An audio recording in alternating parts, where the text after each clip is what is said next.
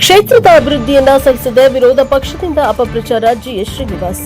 ಕ್ಷೇತ್ರದಲ್ಲಿ ಅಭಿವೃದ್ಧಿ ಕಾಮಗಾರಿಗಳಿಗೆ ಹೆಚ್ಚಿನ ಆದ್ಯತೆಯನ್ನ ನೀಡಲಾಗ್ತಾ ಇದ್ದು, ತಾಯಿ ಮಗು ಆಸ್ಪತ್ರೆಯ ಕಾಮಗಾರಿ ಪೂರ್ಣಗೊಂಡಿದ್ದು ಶೀಘ್ರದಲ್ಲೇ ಉದ್ಘಾಟಿಸಿ ಸಾರ್ವಜನಿಕರ ಸೇವೆಗೆ ಸಮರ್ಪಿಸಲಾಗುವುದು ಎಂದು ಶಾಸಕ ಜಿಎಸ್ ಶ್ರೀನಿವಾಸ್ ಹೇಳಿದರು. ಅವರು ಉಪ್ಪಾರ ಬಸವನಹಳ್ಳಿ ಗ್ರಾಮದಲ್ಲಿ 70 ಲಕ್ಷ ಅನುದಾನದಲ್ಲಿ ಕೈಗೆತ್ತಿಕೊಳ್ಳಲಿರುವ ಸಿಸಿ ರಸ್ತೆ ಕಾಮಗಾರಿಗೆ ಗುದ್ದಲಿ ಪೂಜೆ ನೆರವೇರಿಸಿ ಮಾತನಾಡಿದರು. ಕ್ಷೇತ್ರಾದ್ಯಂತ ರಸ್ತೆ ಹಾಗೂ ಚರಂಡಿ ಕಾಮಗಾರಿಗಳನ್ನು ಕೈಗೊಳ್ಳಲಾಗಿದೆ. ಇನ್ನು ಅಗತ್ಯವಿರುವ ಕಡೆಗಳಲ್ಲಿ ಹಂತ ಹಂತವಾಗಿ ಕಾಮಗಾರಿಗಳನ್ನು ಕೈಗೆತ್ತಿಕೊಳ್ಳಲಾಗುವುದು. ಕುಡಿಯುವ ನೀರಿನ ಸಮಸ್ಯೆ ಪರಿಹರಿಸುವುದು ಹಾಗೂ ಕೆರೆಗಳಿಗೆ ನೀರು ತುಂಬಿಸುವ ನಿಟ್ಟಿನಲ್ಲಿಯೂ ಕ್ರಮ ಕೈಗೊಳ್ಳಲಾಗುತ್ತಿದೆ ಎಂದು ತಿಳಿಸಿದರು. ವಿರೋಧ ಪಕ್ಷದ ಕೆಲವರು ಕ್ಷೇತ್ರದಲ್ಲಿ ನಡೆಯುತ್ತಿರುವ ಅಭಿವೃದ್ಧಿ ಕಾಮಗಾರಿಗಳನ್ನು ಸಹಿಸದೆ ಇಲ್ಲಸಲ್ಲದ ಆರೋಪಗಳನ್ನು ಮಾಡ್ತಾ ಇದ್ದಾರೆ.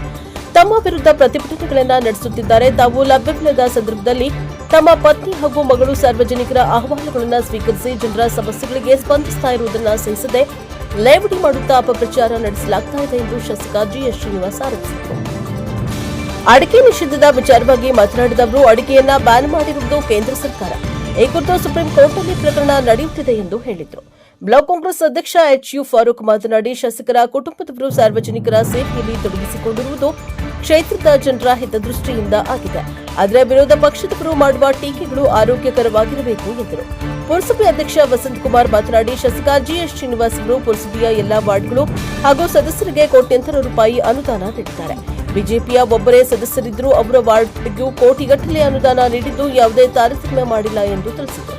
ಕಾರ್ಯಕ್ರಮದಲ್ಲಿ ಪುರಸಭಾ ಸದಸ್ಯರಾದ ದಾದಾಫಿರ್ ಪರಮೇಶ್ ಕುಮಾರಪ್ಪ, ನಾಮನಿರ್ದೇಶಿತ ಸದಸ್ಯ ಆದಿಲ್ ಪಾಷಾ, ನೌಕರ ಸಂಘದ ಅಧ್ಯಕ್ಷ ಅನಂತಪ್ಪ, ಕೆಡಿಪಿ ಸದಸ್ಯ ಮೆಹಬೂಬ್ ಸೇರಿದಂತೆ ಗ್ರಾಮದ ಮುಖಂಡರು ಉಪಸ್ಥಿತರಿದ್ದರು. ಬ್ಯೂರೋ ರಿಪೋರ್ಟ್ ಪ್ರದೀಪ್ ಹೆಚ್ಚಿ, N K strict, Hosakere.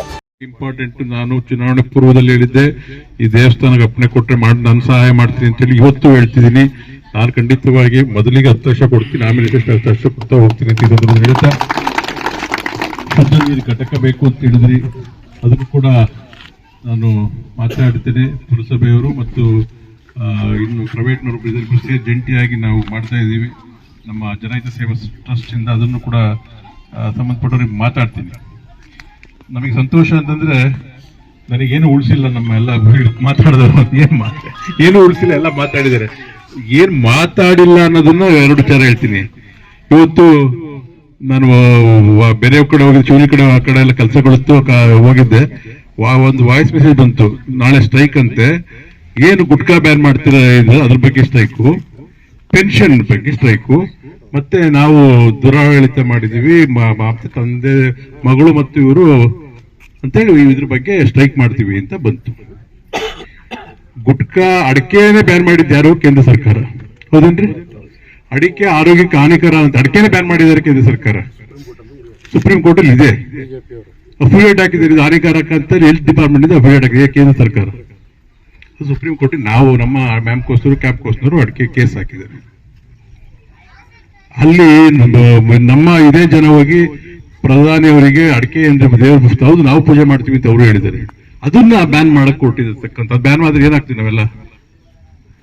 Gutka ban ಮಾಡಿದ್ದಾರೆ ಅಂತ ಸುಮ್ಮನೆ ಗುಟ್ಕಾ ಬ್ಯಾನ್ ಮಾಡಿ, ಆದ್ರೆ ಕೇಂದ್ರ ಸರ್ಕಾರದ ಆದೇಶ ಗುಟ್ಕಾ ಬ್ಯಾನ್ ಮಾಡಬೇಕು ಅಂತೇಳಿ ಅದು ನಾವು ಮಾಡಿಲ್ಲ. ಬ್ಯಾನ್ ಮಾಡಿದ್ದಾರೆ ಅಂತ ಹೇಳ್ಬಿಟ್ಟು ಅದು ವಾಪಸ್ ತಗೊಂಡ್ರು. ಅದು ಕೇಂದ್ರ ಸರ್ಕಾರ ಆದೇಶ ಬಂದಿತ್ತು, ತಿನ್ನಬಾರ್ದು, ಆರೋಗ್ಯಕ್ಕೆ ಹಾನಿಕರ ಅಂತ ಹೇಳಿದ್ರು. ಅದು ಬ್ಯಾನ್ ಆದ ಒಂದೇ ದಿನ ಬಂತು, ಅದು ವಾಪಸ್ ಹೋಯ್ತು. ಬಿಡಿ, 2 ದಿನ ಇದ್ದಿದ್ದು. ನಾವೆಲ್ಲ ಹೇಳಿದ್ವಿ, ಸರ್ ಬ್ಯಾನ್ ಮಾಡಬೇಡಿ ಸರ್ ಅಂತ ಹೇಳಿದ್ವಿ. ಮುಖ್ಯಮಂತ್ರಿ ವಾಪಸ್ ತಗೊಂಡ್ರು. 2 ದಿನ. ನನಗೆ ಇತ್ತೀಚೆಗೆ ನಮ್ಮ ಮನೆಗೆ ತುಂಬಾ ಜನ ಬರೋರು. ನಮ್ಮನೆಗೆ ಬಂದಾಗ, ಯಾಕೆಂದ್ರೆ ಜನಕ್ಕೆ ನಾವು ಸಿಗ್ತೀವಿ. ನಾನಿಲ್ಲ, ನನ್ನ ಹೆಂಡತಿ ಮತ್ತು ನನ್ನ ಮಗಳು. ನಮ್ಮ ಕಚೇರಿಯಲ್ಲಿ ಯಾವಾಗಲೂ ಜನ ಯಾರು 3 ಜನ ಇಲ್ಲಿದ್ರೆ ಆಫೀಸ್ ಇರುತ್ತೆ, 3 ಜನ ಇಲ್ಲಿದ್ರೆ ಕೆಲಸ ನಡೆಯುತ್ತೆ. ಇಲ್ಲಿ ನಮ್ಮ ಕಚೇರಿ ಸಿಬ್ಬಂದಿ ಆ ಥರ ಇದ್ದಾರೆ, ಮಾಡ್ಕೊಂಡು ಹೋಗ್ತಿದ್ದಾರೆ.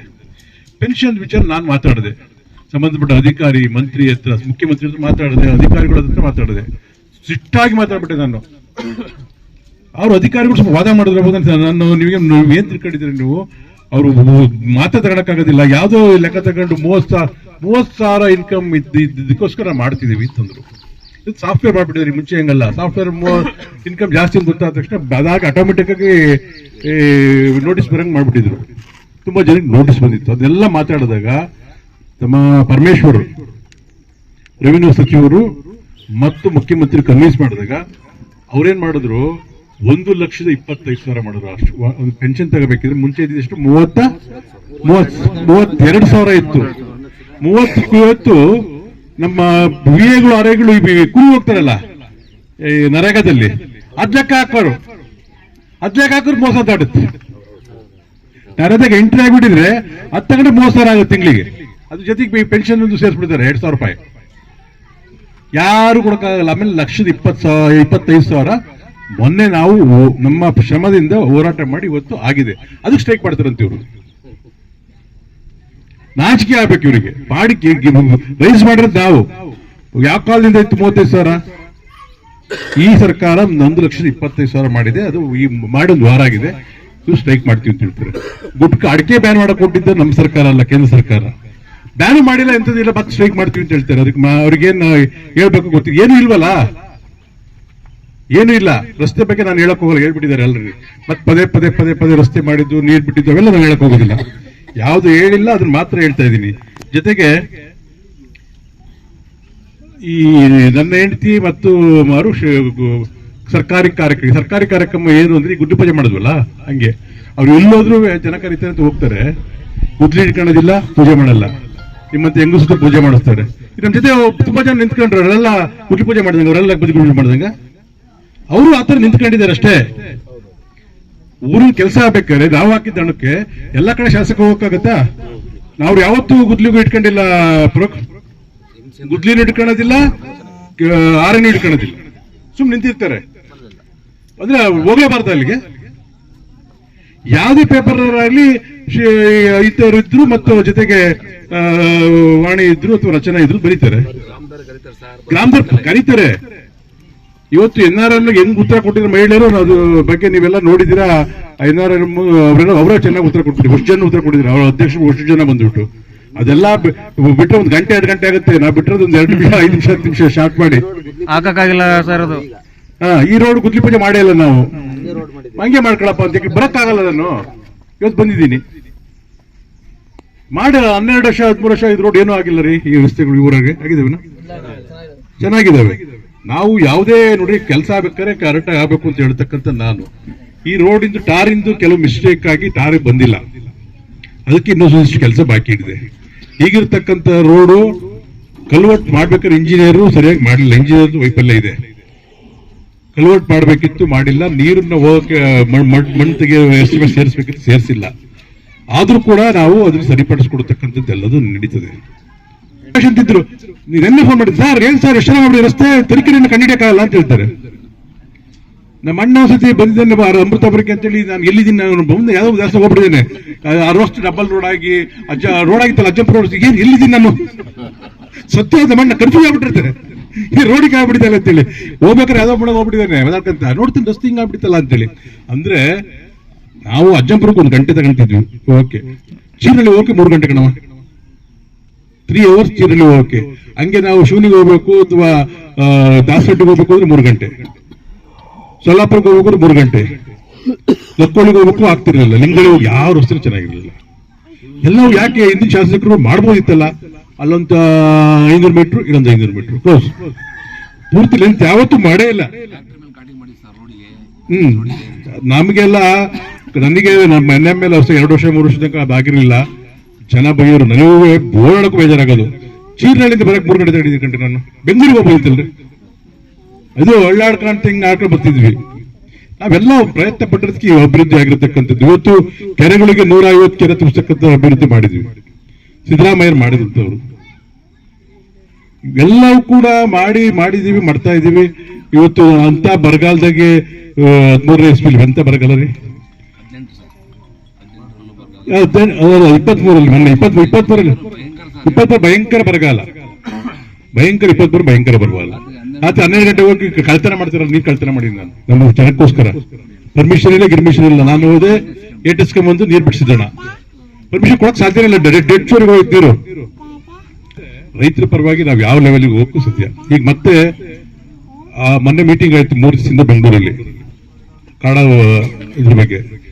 ದಾವಣಗೆರೆಲ್ಲ ನೀರು ಬೇಕು ನಂಗೆ ಹಿಂಗೆ ಅಂತ ರವೀಂದ್ರ ಅಂತ 2 ಸತಿ ಮಂತ್ರಿ ಆಗಿರೋರು, ಅಲ್ಲಿ ಅವರೆಲ್ಲ ನೀರು ಕುಡಿಯಿರಿ ಭತ್ತಕ್ಕೆ ಅಂತೇಳಿ ಕೊಡ್ಲಿಲ್ಲ ನಾವು. 2 ಸತಿ ಮೇಲೆ ಮಾಜಿ ಶಾಸಕರಾದಂತ ಸುರೇಶ್ ಅವರು 2 ಸತಿ MLA.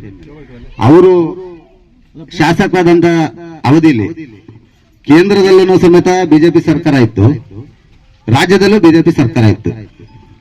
ನಮ್ಮ ಶಾಸಕರಾದಾಗ ರಾಜ್ಯದಲ್ಲಿ ಮಾತ್ರ ಸರ್ಕಾರ ಇರೋದು. ನಮ್ಮ ದಾದಾಪುರನ್ನ ಹೇಳಿದಂಗೆ ಏನ್ ಹೇಳಿದ್ರು ಹೇಳ್ರಿ, NH 206 ಅದು ನ್ಯಾಷನಲ್ ಹೈವೇ ಬರೋದು ಸೆಂಟ್ರಲ್ ಗೌರ್ಮೆಂಟ್ ಮಾಡ್ಬೇಕು ಅಂತಿದ್ರು. ಅವಾಗ ಶೋಭಾ ಕರಂದ್ಲಾಜೆ ನಮ್ಮ ಕ್ಷೇತ್ರದ MP ಆಗಿದ್ರು, ಸುರೇಶ್ ಅಣ್ಣವ್ರು MLA ಆಗಿದ್ರು. ಆ ಕಾರಣದಲ್ಲಿ ರೋಡ್ ಮಾಡಕ್ಕಾಗಿಲ್ಲ. ಈಗ ಅಭಿವೃದ್ಧಿ ಮಾಡಿರ್ತಕ್ಕಂಥ ಕೆಲಸನ ಚರ್ಚೆ ಮಾಡಕ್ಕೆ ಬಂದು ಸ್ಟ್ರೈಕ್ ಮಾಡ್ಯಾರೆ. ಅವರು ಬಾಳೆ ಗಿಡ ನೆಡ್ತಾ ಇದ್ರು. ಬಾಳೆ ಗಿಡ ನೆಡ್ಬೇಕು ಅಂದ್ರೆ ಯಾವ ತರ ನೆಡ್ಬೇಕು?